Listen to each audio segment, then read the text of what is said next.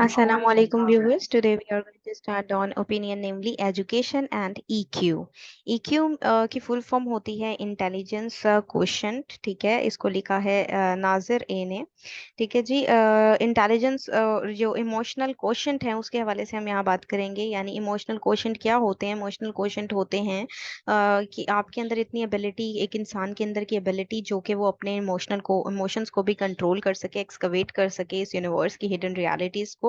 तो वो कह रहे हैं कि हमारी एजुकेशन का हिस्सा साथ ही साथ इमोशनल क्वोशंट की सूरत में भी होना चाहिए। यानी लोगों की जो स्टूडेंट्स हैं आज के, उनकी इमोशनल क्वोशंट्स को भी साथ ही साथ उजागर करना चाहिए इमोशनल इंटेलिजेंस के साइड बाय साइड। ठीक है जी, तो हम इसको स्टार्ट करते हैं। Emotional intelligence or emotional quotient is as significant as intelligence quotient। ठीक है जी, वो कह रहे हैं कि इमोशनल जो क्वोशंट है ना, ठीक है, वो भी उसी तरह से सिग्निफिकेंट है जिस तरह से हम इंटेलिजेंस को जो है वो पर जोर देते हैं। EQ based on social intelligence. आप कह रहे हैं जो इमोशनल क्वोशंट है वो किस पे बेस करता है जी? सोशल इंटेलिजेंस पे।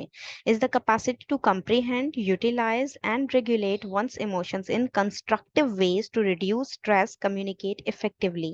अब इमोशनल जो क्वोशंट है उसके ऊपर जब हम उसको बढ़ाएंगे तो वो क्या है? बेसिकली कैपेसिटी है कि आप कंप्रीहेंड कर सकें, यूटिलाइज कर सकें अपने इमोशंस को, किसी किसी भी शख्स के इमोशन को एक कंस्ट्रक्टिव में वे में। ठीक है, यानी आप उसकी जो इनर क्वालिटीज हैं उसको कंस्ट्रक्ट करें एक पॉजिटिव वे की तरफ, और उससे क्या होगा? उनका जो स्ट्रेस है वो रिड्यूस हो जाएगा। वो कम्युनिकेट कर सकेंगे सोसाइटी के साथ, एक दूसरे के साथ बहुत ही इफेक्टिवली। Empathize with others. ठीक है, और दूसरों के साथ वो उनके एक ताल्लुकात बेहतर होंगे। ओवरकम प्रॉब्लम्स, वो प्रॉब्लम्स को ओवरकम कर सकेंगे। And diffuse disputes. ठीक है, और जो झगड़े हैं उसको भी डिफ्यूज कर देंगे। ठीक है, क्योंकि जाहिर है जब स्ट्रेस कम होगा, टॉलरेंस लेवल बढ़ेगा, तो वो डिस्प्यूट्स भी उस तरीके से कम हो ही जाएंगे सोसाइटी में। Research also tells us about the curse of emotion. अब रिसर्च साबित करती है, यहाँ पर बता रहे हैं कि उन्होंने क्या साबित किया रिसर्च ने, कि कर्स ऑफ इमोशन के बारे में बताती है। Whereby individuals with a high EQ might arouse negative feelings. यानी कि जिनके पास जो इमोशनल क्वोशंट है ना, वो उनका हाई हो जाता है जब, तो नेगेटिव फीलिंग्स को जन्म देता है एक इंडिविजुअल के अंदर। ठीक है, उसमें टॉलरेंस लेवल खत्म हो जाता है, उसका स्ट्रेस बहुत हाई हो जाता है, वो सोसाइटी को उस तरह से परसीव नहीं कर पाता है और नेगेटिव वे की तरफ चला जाता है। However, taham, rational individuals with higher EQ fare better than those who are emotionally attached to an opinion or ideology। तो वो कह रहे हैं यहाँ पर कि एक जो रैशनल इंडिविजुअल है, जो लॉजिकली सोचता है ना, ठीक है, वो ज्यादा बेहतर होता है जो उसकी निस्बत जो कि EQ है। ठीक है, EQ यानी इमोशनल क्वोशंट जो रखता है। ठीक है, जो कि डायरेक्टली एसोसिएट हो जाता है, जो इतना इमोशनल है कि वो अपने ओपिनियन या किसी भी आइडियोलॉजी के साथ खुद को एसोसिएट या अटैच कर लेता है। ठीक है, उसकी निस्बत एक रैशनल पर्सन, एक लॉजिकल पर्सन, एक लॉजिकल इंडिविजुअल ज्यादा बेहतर है। Contemporary learning theory stress EQ responsive करिकुला। ठीक है, अब यहाँ पर जो कंटेम्पोरेरी लर्निंग थेरीज हैं जिनमें स्ट्रेस दिया जा रहा है, ठीक है, इमोशनल क्वोशंट की तरफ। ठीक है, वो कहते हैं ये एक करिकुला है, इंस्ट्रक्शन है, असेसमेंट है, एक लर्निंग एनवायरनमेंट है टू प्रमोट होलिस्टिक डेवलपमेंट। यानी अगर हमें कलेक्टिव डेवलपमेंट लेकर आनी है ना माशरे में, तो हमें इन तमाम चीज़ों की तरफ ध्यान देना होगा। जिसमें क्या क्या शामिल है? Including self awareness. ठीक है, इसमें यह है कि खुद को पहले जाने अमंग द स्टूडेंट्स। ठीक है, सेल्फ अवेयरनेस उजागर करें स्टूडेंट्स के अंदर कि आप खुद को कैसे पहचान सकते हैं। Self awareness depends on the level of mental autonomy. तो अब सेल्फ अवेयरनेस तब ही होगी जब उनकी मेंटल ग्रोथ होगी। ऑब्जेक्टिव सेल्फ एनालिसिस, जब वो अपने आप को एनालाइज करना सीखेंगे। एंड डिसीजन मेकिंग एबिलिटीज, और उनके अंदर खुद अपने लिए डिसीजंस लेने की जो है वो एबिलिटी उजागर की जाएगी। With teachers and parents as support, और वो किस तरह कर सकते हैं स्टूडेंट्स आज के? ये सिर्फ और सिर्फ अपने टीचर्स और पेरेंट्स की सपोर्ट से ही ऐसा कर सकते हैं। हाउएवर, ताहम schools and homes tend to promote the memorization of specific knowledge. लेकिन यहाँ पर वो कह रहे हैं, एक फैक्ट को हाईलाइट कर रहे हैं यहाँ पे राइटर, कहते हैं कि स्कूल्स और होम्स में सिर्फ एक चीज को प्रमोट किया जाता है कि मेमोराइजेशन किसकी करवाई जाती है? स्पेसिफिक नॉलेज की। ठीक है, क्रैमिंग करवाई जाती है, रट्टे लगवा दिए जाते हैं without considering the students interest और पोटेंशियल। ये नहीं देखा जाता है कि जो है वो स्टूडेंट के इंटरेस्ट या उनकी पोटेंशियल्स, उनकी सलाहियतें क्या हैं। What can only be called instructional policy demands obedience from the students and often results in physical or emotional abuse. वो कहते हैं कि इंस्ट्रक्शनल पॉलिसी जिसको कहा जाता है, यहाँ पे कह रहे हैं कि डिमांड क्या करती है, सिर्फ ओबीडियंस डिमांड कर रही है कि स्टूडेंट से, ठीक है, और अगर वो नहीं करते ऐसा तो फिजिकल और इमोशनल अब्यूज दिए जाते हैं। If the young learner take no interest और रेजिस्ट, अगर के लर्नर को उस चीज में इंटरेस्ट नहीं है तब भी उनको जबरदस्ती उस चीज पर फोकस करवाया जाता है, ठीक है। Meanwhile parents wants to fulfil their own dreams through their children's education.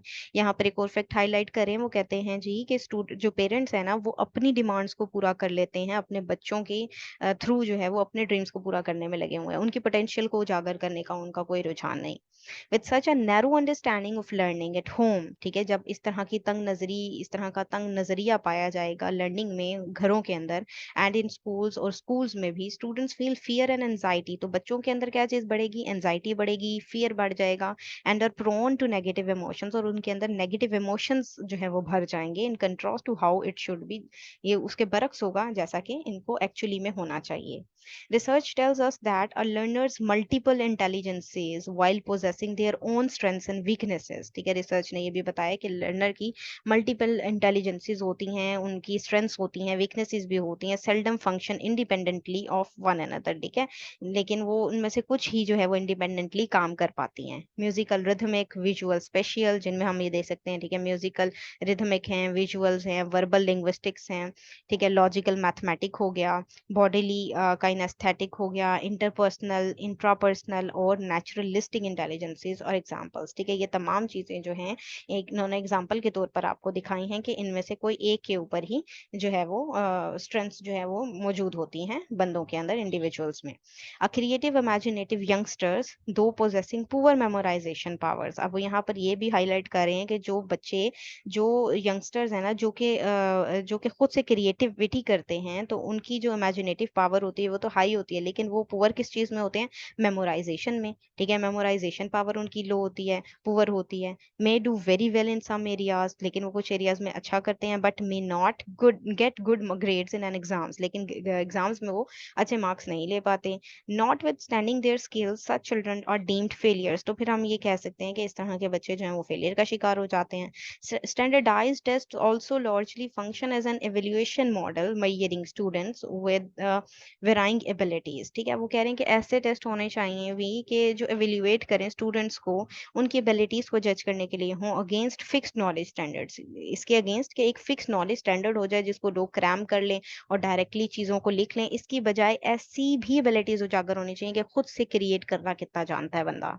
There is nothing holistic about the teaching approach that supports such tests, ठीक है, तो यहाँ पर वो कह रहे हैं कि कलेक्टिविटीज में ये नहीं है कि टीचिंग की उस जो अप्रोच है ये बेसिकली जो है वो डिसाइड करेगी कि बच्चा किस जो है डायरेक्शन में जा रहा है, ठीक है, यानी कि एक टीचर ही इस चीज़ को सपोर्ट करके लेकर जाएगा एक स्टूडेंट को, या तो वो क्रैमिंग करवा देगा सिर्फ और सिर्फ जो मेमोराइजेशन के लिए जो उसने एक फिक्स डाटा रख दिया, एक फिक्स नॉलेज रख दिया है, या फिर वो क्रिएटिविटी सिखाएगा, ठीक है जी। In fact assessments must go beyond merely quantifying, ठीक है, अब क्वांटिटी जो है ना उससे हट कर असेसमेंट होनी चाहिए, व्हाट हैज बीन लर्नड, कि जो उन्होंने पढ़ा है उससे हट के। It must also highlight area for development for both students and teachers, तो ये एक एरिया लेकर आएगा किसके लिए, डेवलपमेंट में, स्टूडेंट्स और टीचर दोनों के लिए। Regrettably teachers rely on syllabus completion, तो अब यही बात यहाँ पर हाईलाइट करें कि टीचर सिर्फ और सिर्फ अपने सिलेबस को कवर करने में लगे रहते हैं, उसको कंप्लीट करने में लगे रहते हैं, and memorize material to set exam questions, और उसी चीज को मेमोराइज करवाते हैं उस मटेरियल को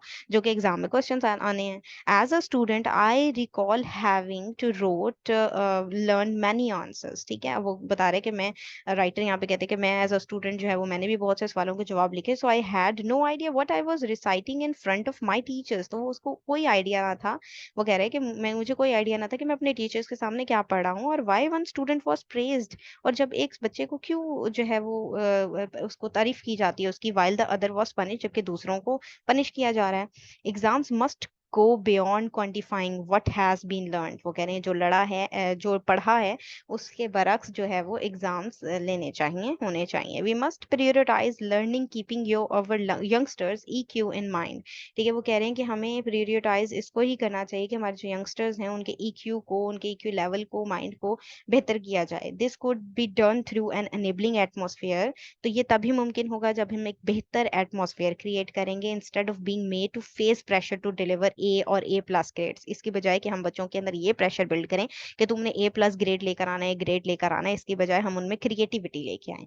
Schools must be made aware of their students' talents and adopt their teaching methods accordingly। यहाँ पे कहने schools बेहतर तरीके से जाने कि स्टूडेंट्स के टैलेंट्स क्या हैं और उसकी अकॉर्डिंग जो टीचर्स हैं वो अपनी मेथडोलॉजी अडॉप्ट करें, rather than subjecting them to homogeneous teaching methodologies। ठीक है, इसके बजाय कि वो ये ऐसा बिल्कुल ना करें कि वो सिर्फ और सिर्फ एक होमोजेनियस टीचिंग अपनी मेथडोलॉजीज को, अपनी ही इंडिविजुअल मेथडोलॉजीज को उस पर इस्तेमाल करते रहे स्टूडेंट्स को, and rote learning based assessments, और उनकी उसी के ऊपर क्रैमिंग पर बेस ही असेसमेंट लेते रहें। Which can never handle diverse intelligences. तो यहाँ पर जो एक मुतनव्वो इंटेलिजेंसेस पाई जा रही हैं वो उसको नहीं कर सकेंगे handle. And modes of learning, और मोड ऑफ लर्निंग को भी। Intelligence denotes acting purposely, purposefully. ठीक है, इंटेलिजेंस किस चीज को दिखा रहे हैं, डिनोट कर रहे हैं, एक पर्पस को। ठीक है, थिंकिंग रैशनली, कि एक लॉजिकली बंदा और बच्चा एक लॉजिकल लेवल पर जाकर सोचे। एंड अप्लाइंग इंफॉर्मेशन, और वो तमाम इंफॉर्मेशन जो उसने जो है वो गैदर की है ना, उसको अप्लाई करे, rather than merely storing it. अपने दिमाग में सिर्फ उसको स्टोर ना कर ले, बल्कि उसको अप्लाई करना सीखे, इम्प्लीमेंट करना सीखे। It is more about how to learn than what to learn. तो ये उससे कहीं गुना ज्यादा होगा कि कैसे सीखना है, बल्कि क्या सीखना है और क्या करना है ये ज्यादा बेहतर होगा। ठीक है, क्या करना है, किस तरह इम्प्लीमेंट करना है, ये चीज सिखाई जाए। Our curricula, textbooks, teachers, in fact, the overall learning system। अब ये कह रहे हैं हमारा जो करिकुलम है, जो टेक्स्ट बुक्स है, टीचर्स, इनफैक्ट हमारा जो ओवरऑल सिस्टम है, learning system, must consider diversity in terms of multiple intelligences. तो उनको ये मुतनव्वो जो टर्म है इसको समझना चाहिए कि मल्टीपल इंटेलिजेंसेस होती हैं, as each child is different, कि हर बच्चा डिफरेंट होता है। The fear of failure must be reduced by sensitively addressing children's learning requirement। तो ये जो एक फेल होने का डर है ना, ठीक है, इसको कम किया जाना चाहिए। चिल्ड्रन की जो रिक्वायरमेंट्स है ना, लर्निंग रिक्वायरमेंट्स, उसको एड्रेस करके ही किया जा सकता है। More important is the skill and को एनकरेज टू आस्क क्वेश्चंस। ठीक है, मोर इम्पोर्टेंट क्या है इसमें, स्किल है, करेज करना है, उनके क्वेश्चंस पूछें आप। ठीक है, अब ये तभी डेवलप होगा जब टीचर्स जो हैं वो एक बिल्ड कर लेंगे, एक ट्रस्ट बिल्ड कर लेंगे कि बच्चा जो है वो, स्टूडेंट जो है वो सामने आपसे क्वेश्चन कर सकता है। Learning relies on asking logical questions. ठीक है, और बच्चा जो सामने बैठा हुआ है वो आपसे लॉजिकल क्वेश्चंस करे। Relies on asking logical questions as opposed to just searching for accurate answers. और आप इस चीज पर रिलाई करें, ज्यादा बेहतर इस पे जोर दें कि लॉजिकल क्वेश्चंस कौन कर रहा है, इंस्टेड ऑफ कि आपने एक्यूरेट आंसर किसने दिया, यानी कि क्रैमिंग करके किसने आंसर दे दिया। इसकी बजाय हम जिसने क्रिएटिविटी की है उसकी तरफ ज्यादा तवज्जो दी जाए। The repression of inquiry, repression होता है जबर। ठीक है, in inquiry in the name of obedience, stifles, stifles होता है दबा लेना। The courage and curiosity of children and causes them emotional harm. तो इसमें क्या होता है कि ये जबर किया जाता है, उनके दबा दिया जाता है उनकी ओबीडियंस के नाम पर। ठीक है, उनके हौसलों को दबा दिया जाता है, उनकी क्यूरियोसिटी को दबा दिया जाता है, और उनको इमोशनल हार्म पहुंचाया जाता है। The करिकुला, teachers and parents expect obedience. तो ये तमाम लोग जो हैं वो सिर्फ और सिर्फ ओबीडियंस ही डिजर्व करते हैं या एक्सपेक्ट कर रहे होते हैं स्टूडेंट से, which essentially means executing an action on the orders of an authority to maintain a show of respect. ठीक है, जिसका क्या मतलब होता है कि एग्जीक्यूट करें वो एक्शन को, ठीक है, अपनी अथॉरिटी को मेंटेन रखना चाह रहे हैं, रिस्पेक्ट शो करवाना चाह रहे हैं। टीचर्स एंड पेरेंट्स और the people closest to children.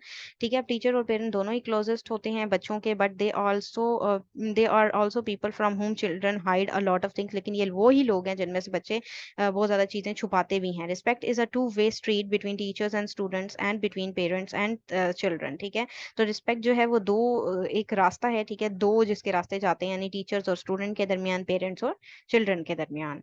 Updated scientific research tells us that the students' reflective learning experiences indicate an increase in self-introspection, emotional awareness, emotional regulation, and understanding others। ठीक है, इनमें scientific research से यही साबित हुआ है कि स्टूडेंट्स रिफ्लेक्ट प्रोजेक्ट करें अपने लर्निंग एक्सपीरियंसेस को, ठीक है, जिसमें सेल्फ इंट्रोस्पेक्शन शामिल है, यानी अपना दिमागी अपने आप को टटोलें, वो अपने दिमाग को इमोशनल अवेयरनेस लेकर आए अपने लिए, रेगुलेशन लेकर आए, अंडरस्टैंडिंग करें पैदा अपने अंदर, दूसरों को समझने की अपना पर्सपेक्टिव ब्रॉड करें। Moving from homogeneous expectations to multiple intelligence is the most effective approach. तो वो कह रहे हैं कि एक ही जो एक्सपेक्टेशंस चलती आ रही है ना ट्रेडिशनलिस्ट की, उससे हटकर जो मल्टीपल इंटेलिजेंसीज है ना, उसकी तरफ अगर रुजू किया जाए, उसकी तरफ अपना रुझान लेकर जाया जाए, तो ये एक इफेक्टिव अप्रोच होगी। We can achieve this by allowing adequate space for new modes of learning. वो कहते हैं हम इसको जो काफी हमारे पास स्पेस है उसको अलाउ कर सकते हैं, इस मोड ऑफ लर्निंग को अडॉप्ट करें, तो ऐसा हो सकता है that stimulate our children's intellectual capital rather than memory. तो ये हमारे जो नए आने वाले जो जनरेशन है, ये जो चिल्ड्रन है, इनकी मेमोरी के बजाय इंटेलेक्चुअल कैपिटल को एनहांस करेगी, उनकी therefore preparing peoples for life than just for exam. तो उनको सिर्फ और सिर्फ पेपर के लिए, सिर्फ एग्जाम लिखने के लिए तैयार ना करेगी, बल्कि आने वाली नए जमाने की जितनी भी मुश्किलात है उनको टैकल करना भी सिखाएगी। We need to raise our children with greater EQ. तो हमें अपने जो बच्चे हैं उनको ग्रेटर ईक्यू के साथ, इमोशनल क्वेश्चन के साथ जो है उनको बढ़ाने की जरूरत है, परवान चढ़ाने की जरूरत है, so that they remain productive for themselves and society, ताकि वो प्रोडक्टिव बन सकें, क्रिएटिव बन सकें अपने लिए और अपनी सोसाइटी के लिए। ठीक है जी, ये था इसका एनालिसिस। अगर आप लोगों को ये पसंद आया तो काइंडली इसको लाइक कीजिएगा, शेयर कीजिएगा। Thank you very much. Allah Hafiz.